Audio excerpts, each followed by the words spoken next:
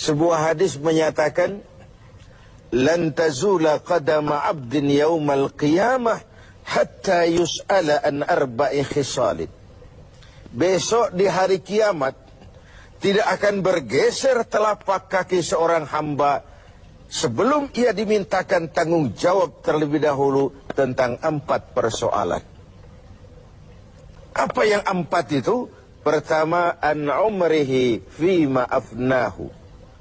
Umur yang diberikan kepadanya akan dimintakan tanggung jawab kelak. Di mana umur itu dihabiskan?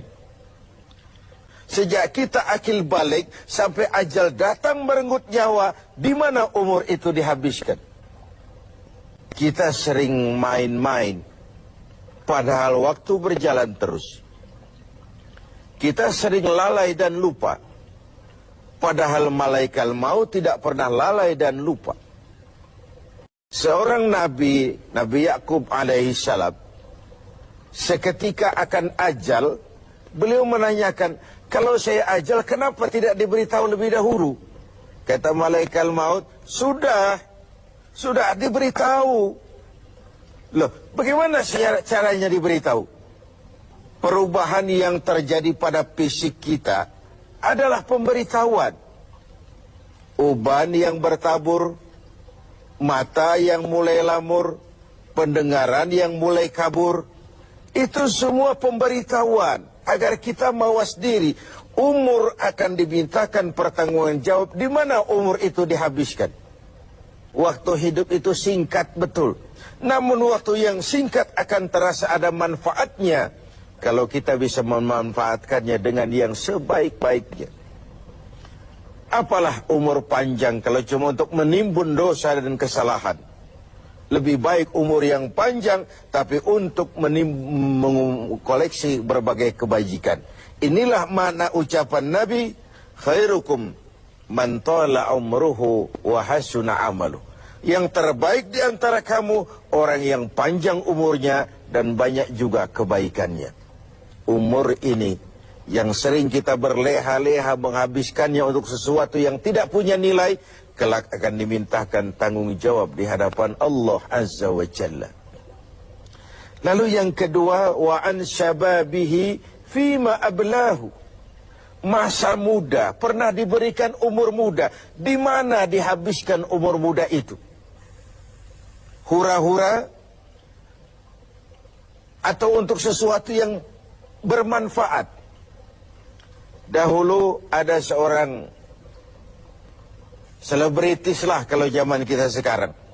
Namanya Malik bin Dinar. Namanya saja sudah Malik bin Dinar, Raja bin Uang. Hidupnya jet set.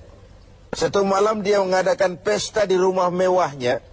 Datang seorang pengemis, bertanya kepada penjaga pintu, siapa yang punya rumah ini? Bos saya. Iya, Malik bin Dinar. Oh, orang kaya? Orang kaya. Selebriti? Selebriti.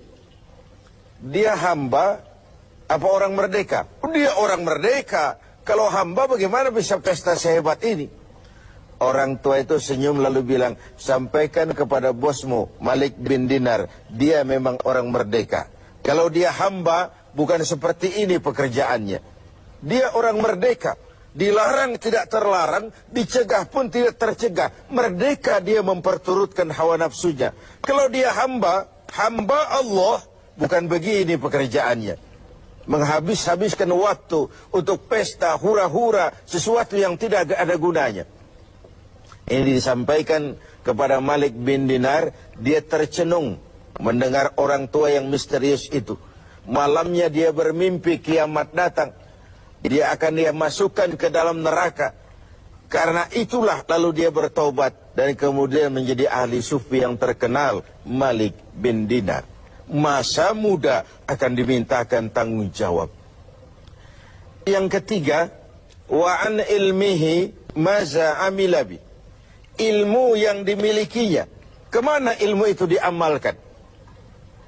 Untuk mencerdaskan orang atau untuk membodohi orang yang memang sudah bodoh?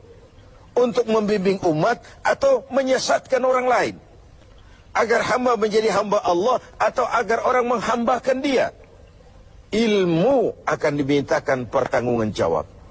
Yang terakhir, wa an malihi min aina iktasabahu wa fima anfaqahu. Kita akan dimintakan tanggung jawab tentang harta kita. Dari mana harta itu didapat dan kemana harta itu dibelanjakan. Perhatikan yang terakhir ini. Tentang ilmu, pertanyaan akhirat cuma satu. Ilmumu kau amalkan untuk apa? Tentang umur, pertanyaan akhirat pun satu. Umurmu kau habiskan di mana? Tentang masa muda, pertanyaan akhirat juga satu. Masa mudamu kau gunakan buat apa? Tapi khusus tentang harta, pengadilan akhirat bertanya dua. Hartamu kau dapat dari mana dan kau belanjakan kemana? Dari mananya dan kemananya. Kadang didapat dari cara yang benar, tapi dibelanjakan untuk yang tidak benar. Atau bisa juga didapat dari cara yang tidak benar, dibelanjakan kepada jalan yang benar. Itu pun tidak mungkin kedua-duanya. Semoga kita menjadi orang yang bisa mempertanggungjawabkan baik umur, masa muda, ilmu pengetahuan, dan harta yang dititipkan Allah kepada kita.